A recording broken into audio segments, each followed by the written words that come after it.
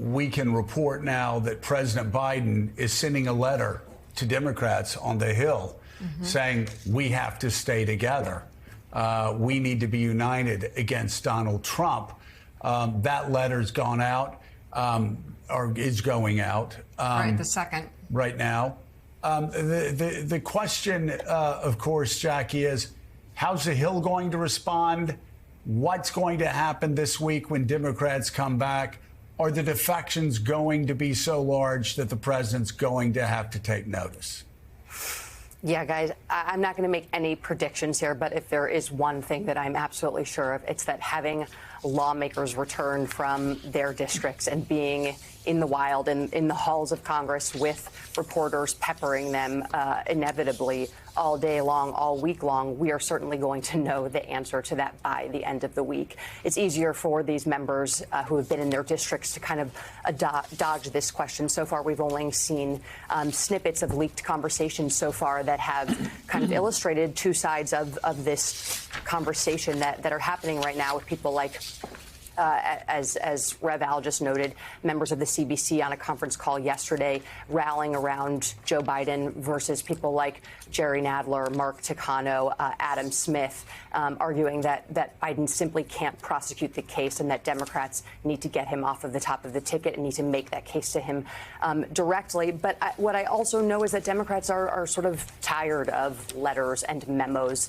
from the Biden campaign and from President Biden. They want to see him and speak with him directly. That's what Mark Warner wanted to do and was sort of trying to rally his colleagues at the end of last week to have a meeting with him and try to convey their concerns and doubts in person, hopefully maybe be assuaged in some way. They were not assuaged in any way on Friday from that interview that Biden did with ABC News. They got a memo from the Biden campaign over the weekend that was outlining the 15 various events that Biden had done since his debate performance. That was also unsatisfying to them.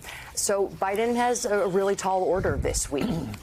Democratic members want to hear from him in person. They want to have a more open conversation than the one that they're having right now. And Biden also has NATO leaders in town, international leaders who have very similar concerns as we've been seeing, along with a number of stops to make on the campaign trail this week. Yeah, we've got the letter from President Biden to fellow Democrats that just went out. Mika, I'll have you walk through it. I will say there is one, and by the way, I understand them being tired of letters. There's probably a letter they're going to want to read and try to work through because if you want Joe Biden out of the race, there are some tough facts here that you're going to have to get past. And Mika, I'll let you walk through it. But I just want to say probably the strongest argument for him. He says in the fourth paragraph down.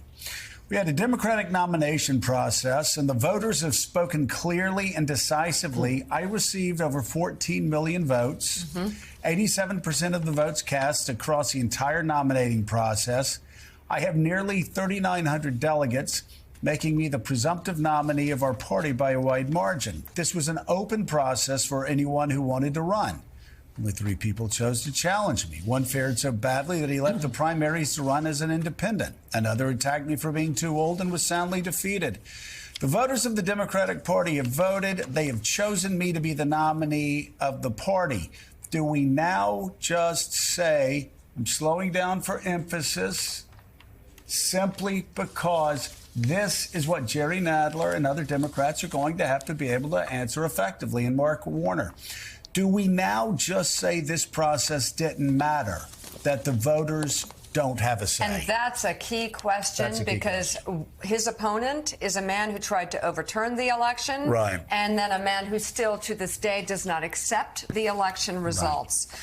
Joe Biden goes on to say, I decline to do that. I feel a deep obligation to the faith and the trust the voters of the Democratic Party have placed in me to run this year. It was their decision to make, not the press, not the pundits, not the big donors, not any selected group of individuals, no matter how well-intentioned. The voters, and the voters alone, decide the nominee of the Democratic Party. How can we stand for democracy in our nation if we ignore it in our own party? I cannot do that. I will not do that. I'll jump to the end, but there's a lot here to go over. The president goes on to say, and this is his letter to fellow Democrats, the question of how to move forward has been well aired for over a week now, and it's time for it to end. We have one job, and that is to beat Donald Trump. We have 42 days to the Democratic convention and 119 days to the general election. Any weakening of resolve or lack of clarity about the task ahead only helps Trump and hurts us. It's time to come together, move forward as a unified party, and defeat Donald Trump. Hey there, MSNBC fans. I'm Luke Russert, and be sure to join me, Rachel Maddow, Jen Psaki, Lawrence O'Donnell, Steve Kornacki, Joy Reid, and many more September 7th in Brooklyn, MSNBC Live Democracy 2024. Click on the link for ticket information. We will see you there.